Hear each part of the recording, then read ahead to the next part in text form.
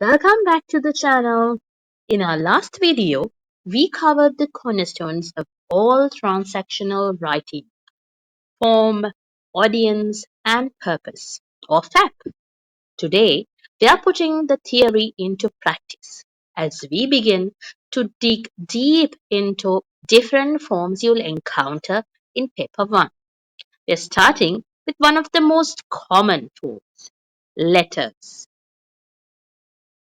A formal letter is used for a serious business. Your purpose might be to complain about a product, apply for a job, or request information from someone in authority. Your audience is someone you don't know personally, like a manager or a head teacher. So your tone must be respectful, serious, and objective. You're there to get the job done. An informal letter, on the other hand, has some personal communication. Your purpose is to give advice, share news, or invite a friend for an event. Your audience is someone you know well, so the tone can be friendly, personal, and conversational. It's like a casual chat on paper. Let's focus on the formal letter structure. This is a strict blueprint you must follow to be successful. You start with your address and the date on the top right corner. Then, on the left, you write the recipient's address. The salutation must be formal. If you know the recipient's name, you use dear Mr., Miss, Doctor, and add the surname.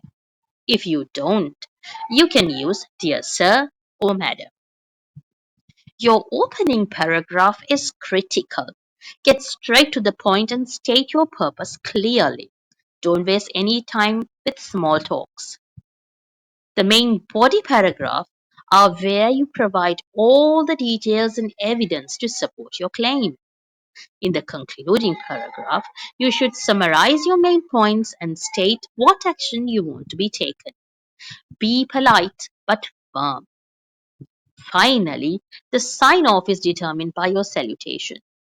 If you knew the person's name, you use yours sincerely. If you used sir or madam instead, you must use yours faithfully.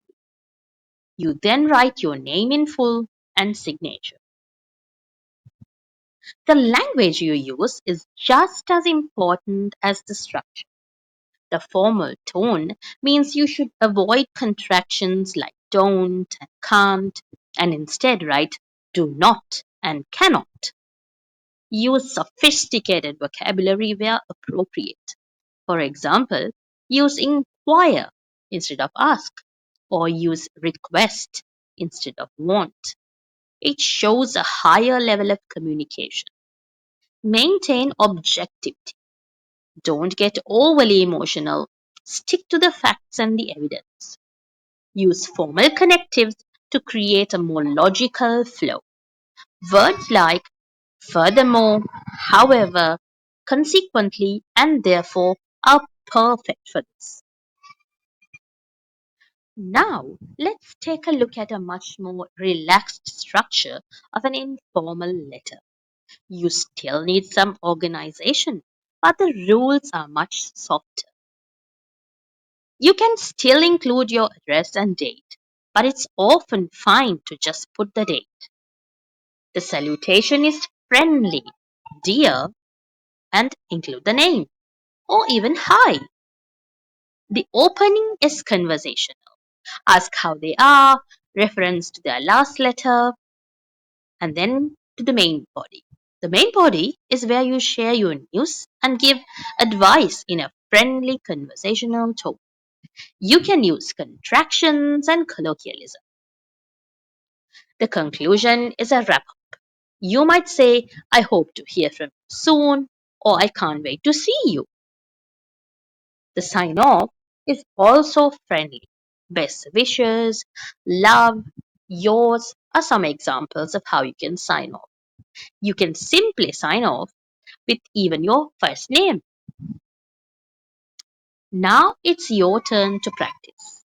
Pause the video and read this prompt.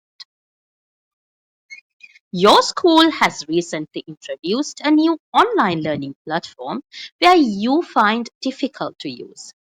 Write a letter to your head teacher explaining the problem and suggesting improvements. Now, your task is to identify the form, the correct structure, and list out three pieces of vocabulary or phrases you would use. This is a great way to put what you have just learned into action. Pause now and write down your answers.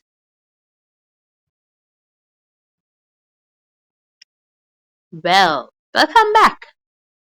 Let's take a look at the answers. Well, the form is a formal letter. The structure that you should follow is the formal blueprint that we just discussed. And for language, you might use phrases like, I'm writing to express my concern. Furthermore, I believe, or I would like to suggest. See how that instantly sets a formal and purposeful tone? Excellent work. You've now got the core knowledge for tackling letters on paper 1. We've laid the foundation, and you can see how FAP dictates every single choice you make. In our next video, we are moving on to another popular transactional form, articles. We learn how to write compelling headlines, an engaging opening, and hold your reader's attention from start to finish.